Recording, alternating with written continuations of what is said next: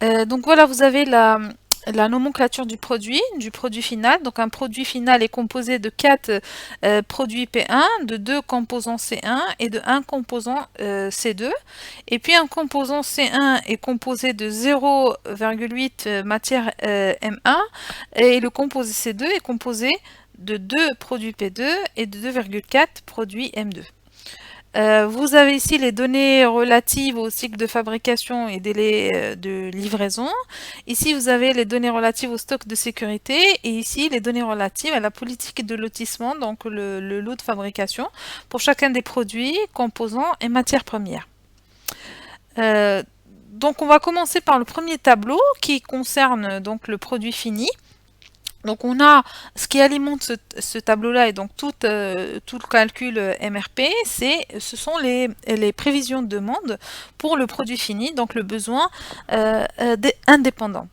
Donc ensuite, on a ici tout ce qui est réception prévue, c'est-à-dire tout ce qui est réception de produit qui a été planifié avant cet horizon de planification. Et puis on a le stock en fin de jour zéro.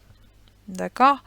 Donc, on va dans un premier temps calculer les stocks. Donc, le stock à une période T, c'est égal au stock de la période précédente, plus ce qui va alimenter mon stock, c'est-à-dire les réceptions, que ce soit les réceptions prévues qui ont été planifiées avant cet horizon de planification, ou les réceptions que je vais planifier dans mon horizon de planification. Et ensuite, je vais retrancher tout ce qui va être consommé, c'est-à-dire la demande du client.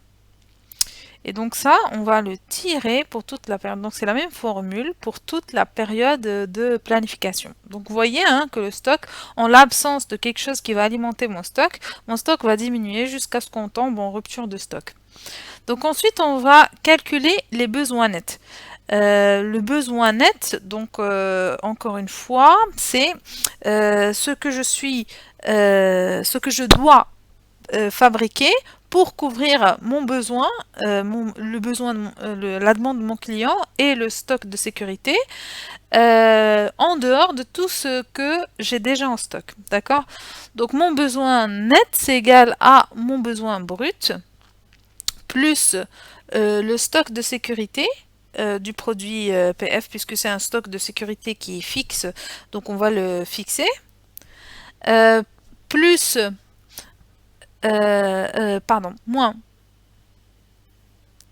moins tout ce qui est stock disponible, mais le stock disponible en fin de période précédente. Hein. Souvenez-vous, c'est le stock disponible en fin de T-1.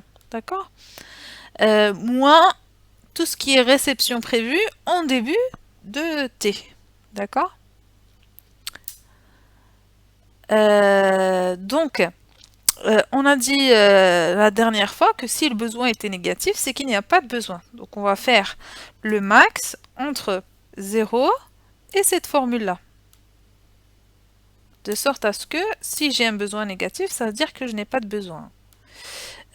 Alors moi systématiquement, hein, lorsque ce sont des zéros, j'ai checké donc l'option de ne pas afficher, hein, histoire d'avoir une meilleure lisibilité, d'accord. Donc lorsqu'il n'y a rien, peut-être que chez vous vous aurez des zéros, donc c'est juste une option sur Excel. Donc voilà. Donc vous obtenez un besoin net qui commence à apparaître à partir du jour 6. Donc à partir du jour 6, on devra produire avant le stock et les réceptions suffisent pour couvrir mon besoin et mon stock de sécurité. Donc voilà. Donc vous avez un besoin net qui apparaît à partir du jour 6. Donc il va falloir produire. Donc il va falloir produire conformément à la politique de lotissement. Donc on a un lot économique de taille 10 pour le produit fini. Donc il va falloir respecter ce lot de fabrication. Donc en dehors du lot de fabrication, si on n'a pas de lot, si on a une production unitaire, les réceptions devront être égales aux besoins. D'accord? Maintenant, lorsqu'on a une politique de lotissement, il va falloir la respecter, même si c'est respecté ici, mais dans la formule. Donc, on va essayer de faire des tableaux qui soient le plus paramétrés possible, de sorte à ce que si je change mon lot de fabrication, les données du tableau vont changer aussi, les calculs du tableau vont changer par défaut. Donc, ce qu'on va faire, c'est qu'on va entrer une formule générale de la réception. Donc, la réception, ça va être égal à l'arrondi sup, de mon besoin net divisé par ma taille de lot de fabrication, que je vais fixer. Voilà. Et puis je vais faire fois donc mon lot de fabrication. Donc cette formule-là, elle divise donc le besoin net par le lot de fabrication et l'arrondit cette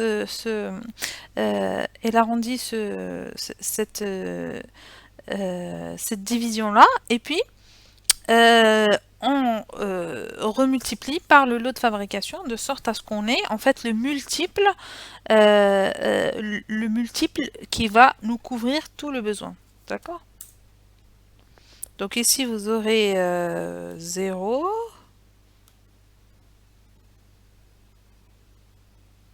Voilà. Donc ça correspond exactement au besoin net ici parce que le lot de fabrication est de 10. Maintenant, si vous changez par exemple le lot de fabrication, vous mettez 20, vous aurez ici, au lieu de fabriquer 30, je fabriquerai 40 pour respecter ma taille de lot de fabrication. D'accord? Et puis, je vais regarder mon cycle de fabrication. Donc, pour fabriquer mon produit fini, j'ai besoin de 2 jours.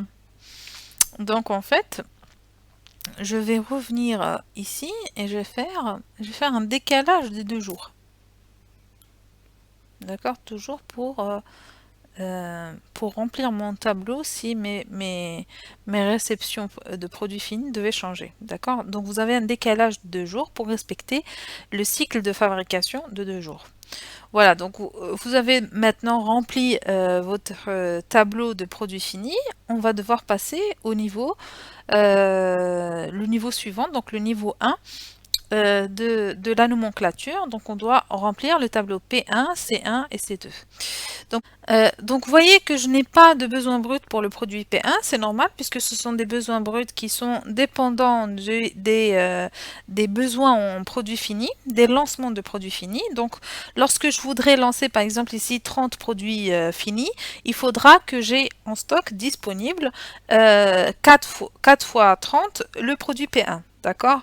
Donc la formule pour les besoins bruts du produit P1, ça va être égal à mes lancements de produits finis fois le coefficient technique. Et le coefficient technique, on va le fixer parce que c'est le même pour tout l'horizon de planification. Donc voilà, pour produire 30 PF, il va me falloir 120 P1 qui soient disponibles au jour 4. Pour lancer la fabrication de 20 produits finis, il va me falloir 80 P1 de disponibles, etc. D'accord? Et je fais la même chose pour C1 et pour C2. D'accord? Donc les besoins bruts de C1, ça va être les lancements de produits finis fois le coefficient technique de C1 que je vais fixer.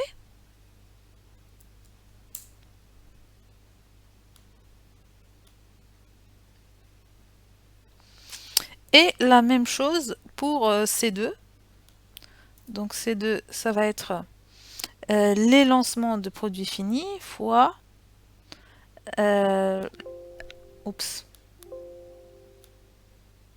le coefficient technique. Attendez, je me suis loupée. Donc les lancements PF fois le coefficient technique. Et le coefficient technique, encore une fois, je vais le fixer.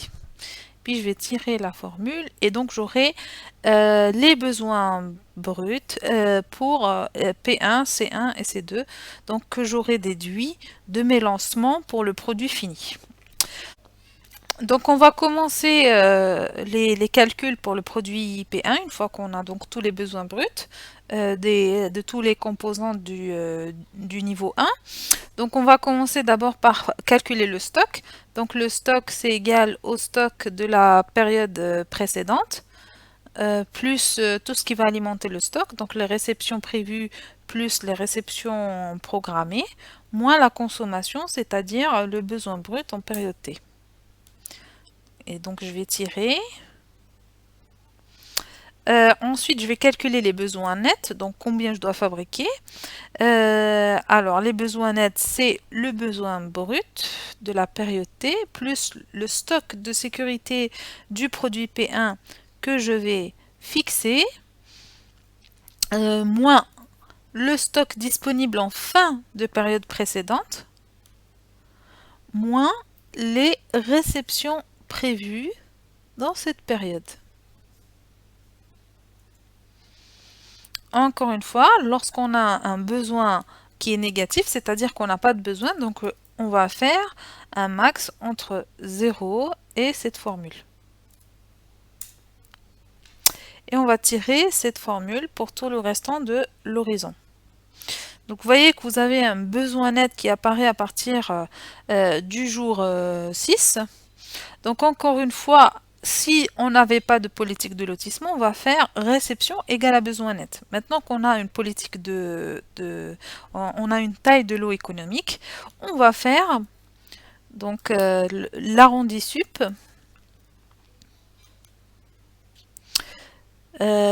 besoin net sur la taille de lot pour le produit P1 qu'on va fixer fois donc la taille de lot qu'on va fixer également. Ouais. Donc j'ai oublié le 0 ici, c'est l'arrondi sup, c'est l'entier.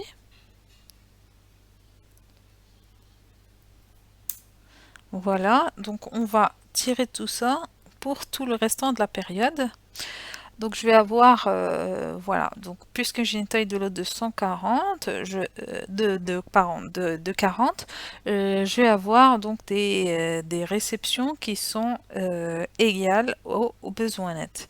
Et puis je vais me décaler, donc je vais regarder le cycle de fabrication pour produit P1, donc ça prend 3 jours, donc je viens de décaler de 3 cases pour pouvoir lancer mes commandes, mes fabrications de produits P1. Donc le jour 1 correspond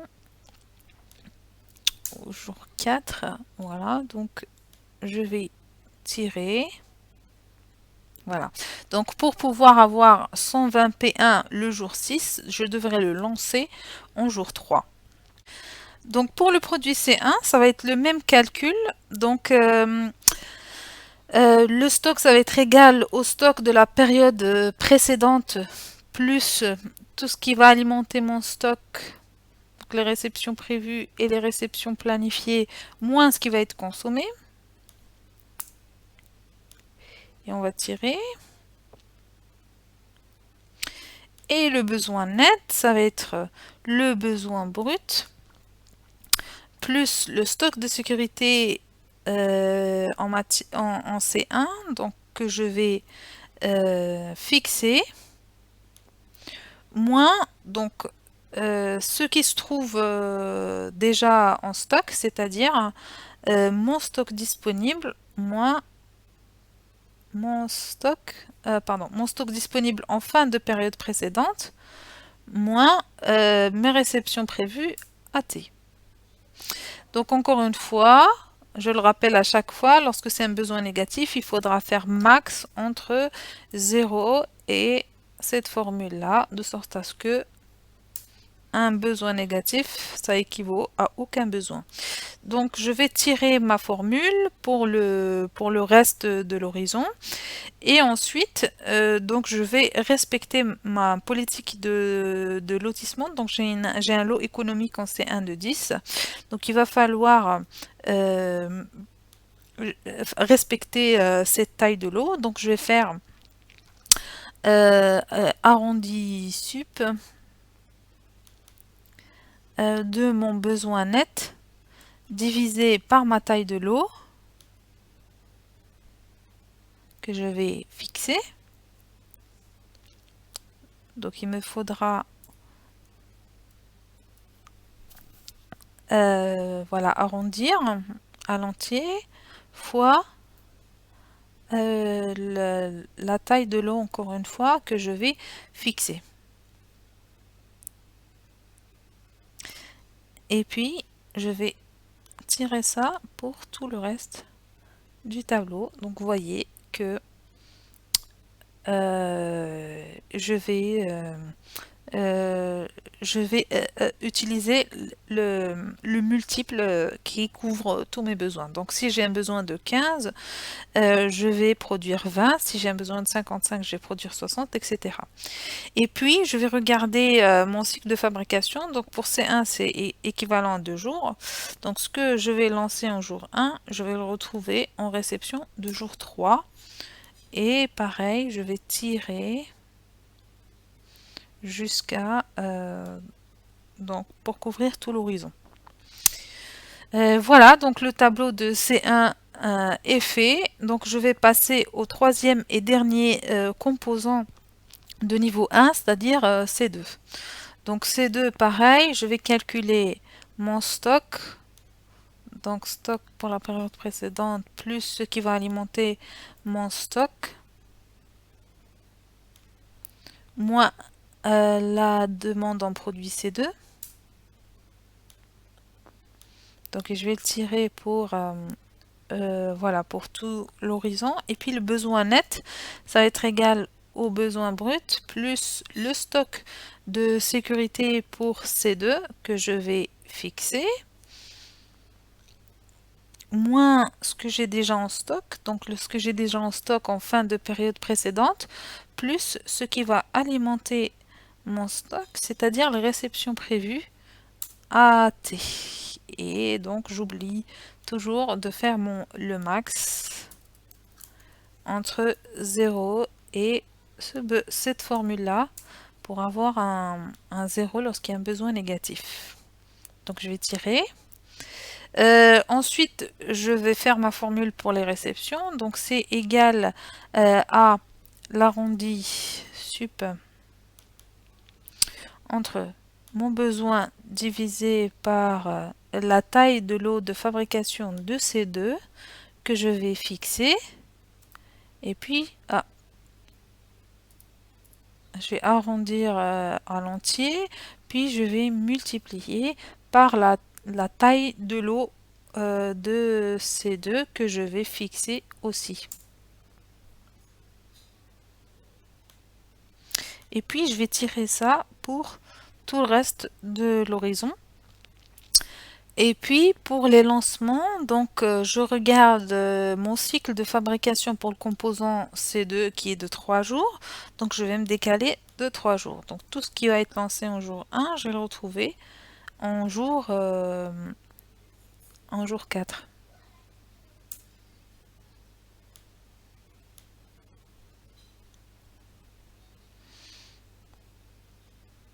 Voilà. Donc ça, c'était pour les produits et composants de niveau 1. Donc ensuite, je vais passer aux composants de niveau 2, donc M1, P2 et M2. Donc les besoins bruts de M2, ça va être donc les lancements de C1 multiplié par le coefficient technique, le 0,8, que je vais fixer.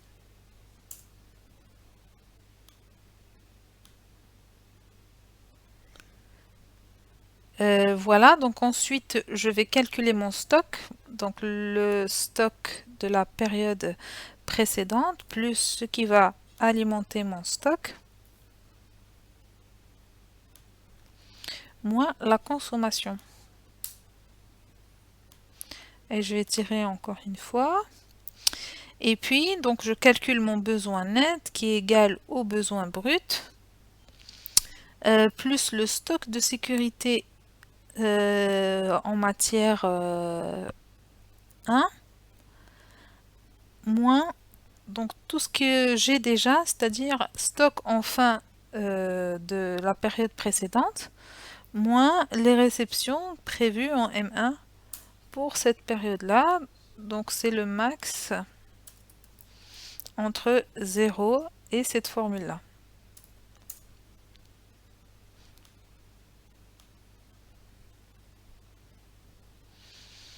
Et puis donc, pour les réceptions, il faudra respecter la politique de lotissement. Donc on fera arrondi sup de ce qui est besoin net, donc tout ce qui est demandé, divisé par la taille de lot M1, donc que je vais fixer. Et puis je vais multiplier par la même taille, donc c'est le même principe pour le remplissage de tous les tableaux.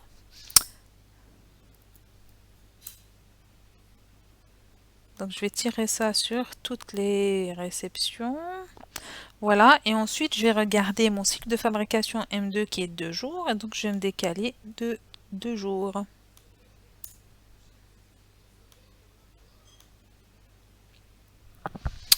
Ok, donc on l'a fait pour le M1, il reste P2 et M2. Donc P2, donc les besoins en P2 vont se déduire des lancements de C2. Donc besoin brut de P2, ça va être le lancement de C2 fois le coefficient technique que je vais fixer.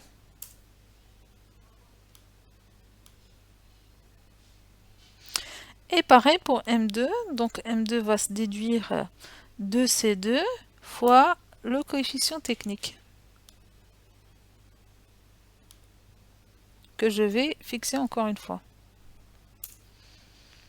Et puis je vais tirer jusqu'à la fin de l'horizon de planification. Ensuite, donc, je vais calculer mes stocks et mes besoins bruts. Donc, stock de la période précédente plus ce qui alimente le stock moins ce qui va être consommé. Et je tire. Et puis, besoin net, c'est égal à besoin brut plus le stock de sécurité de P2. Alors, stock de sécurité de P2, c'est 10 unités que je vais fixer.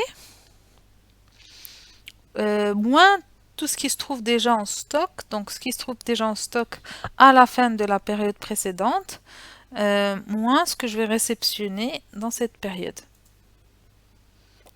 Et je vais pas oublier le max entre 0 et cette formule-là.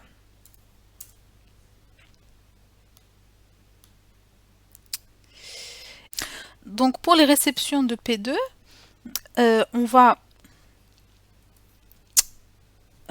va donc respecter la politique de lotissement. Donc on va faire arrondi sup des besoins nets divisé par la taille de lot que je vais fixer. Donc c'est la même chose. Et on multiplie par la taille de lot que je vais fixer aussi. Et puis je tire les réceptions. Et après, je vais aller regarder le cycle de fabrication de P2. Donc 3 jours, je dois me décaler de 3 jours pour lancer mes commandes de P2.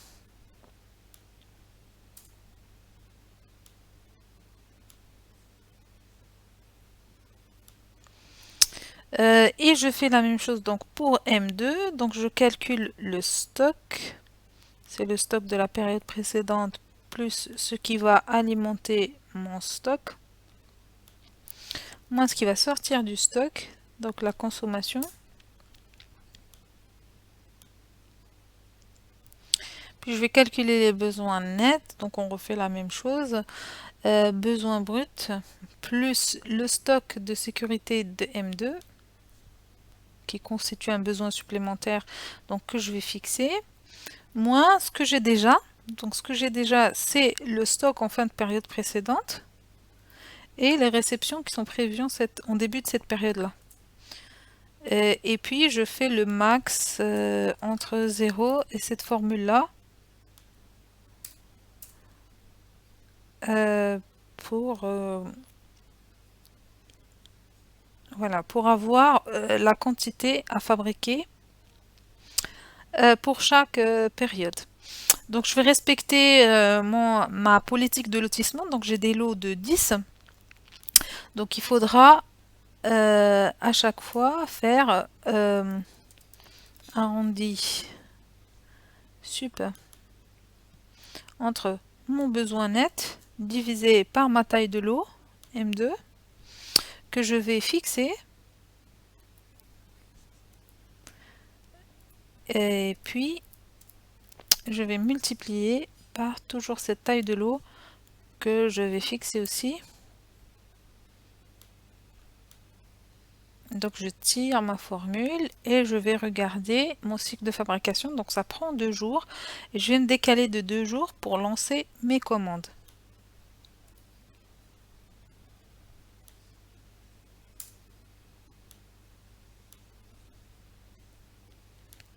Voilà, donc j'ai fait mon calcul MRP sur tous les composants. Donc je suis arrivée au niveau le plus bas, donc le niveau inférieur de ma nomenclature. Donc j'ai fait mes tableaux pour tous mes composants, toutes mes matières et mes produits finis. Donc voilà.